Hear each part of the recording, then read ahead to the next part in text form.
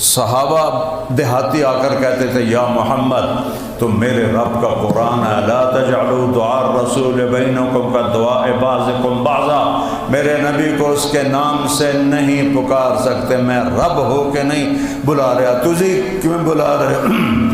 یا رسول اللہ کہو، یا نبی اللہ کہو، یا حبیب اللہ کہو، نام سے نہیں پکار سکتے۔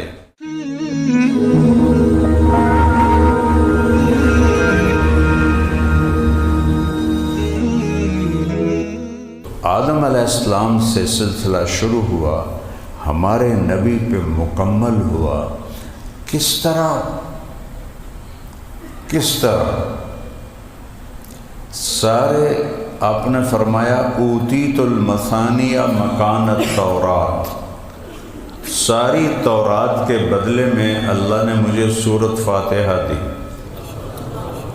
تورات سب سے بڑی کتاب تھی، اللہ نے سورۃ فاتحہ، والمائدہ مکان الانجیل، اور بائبل کے بدلے میں اللہ نے مجھے سورۃ مائدہ دے دی، مائدہ، ٹھیک ہے، دو کتابیں دو صورتوں میں آ گئیں۔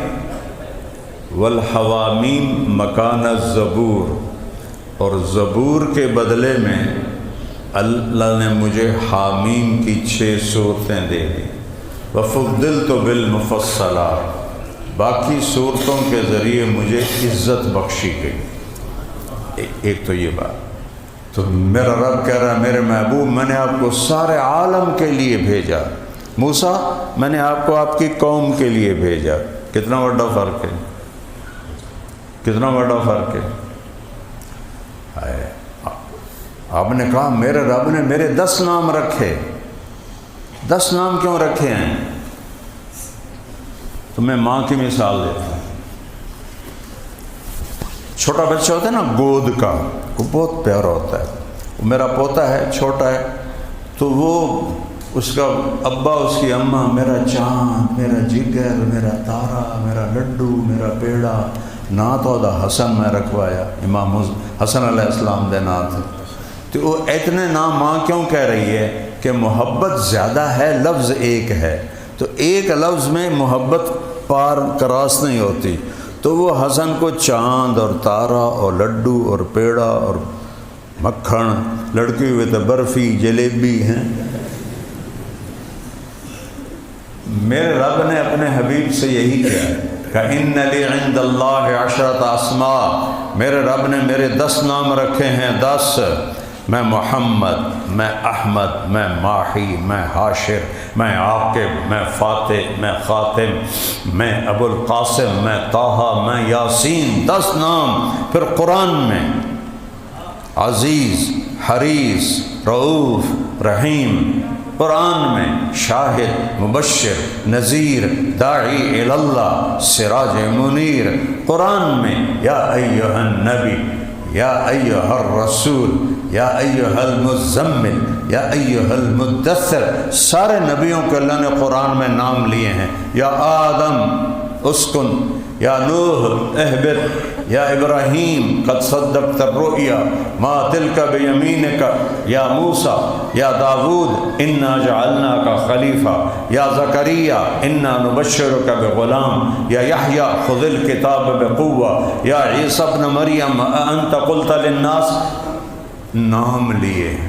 نام لینا برابری ہوتا ہے۔ تجھ میں نے طارق جمیل آکھو، میں نے کوئی ناراضگی نہیں، برابری ہے، میرا نام طارق جمیل ماں پہ رکھا ہے، کوئی بے عزتی نہیں۔ لیکن اگر آپ کسی کو مولانا کہتے ہو، کسی کو حاجی صاحب، کسی کو ڈاکٹر صاحب، کسی کو وکیل صاحب، کسی کو مولانا صاحب، تو یہ کسی کو لقب سے پکارنا عزت ہوتی ہے۔ میرے نبی نے جن نبیوں سے بات کی نام لیا، میں نے پورے قرآن سے گن کے سنا دیا، لیکن جب اپنے نبی سے بات کی تو یا محمد نہیں کہا۔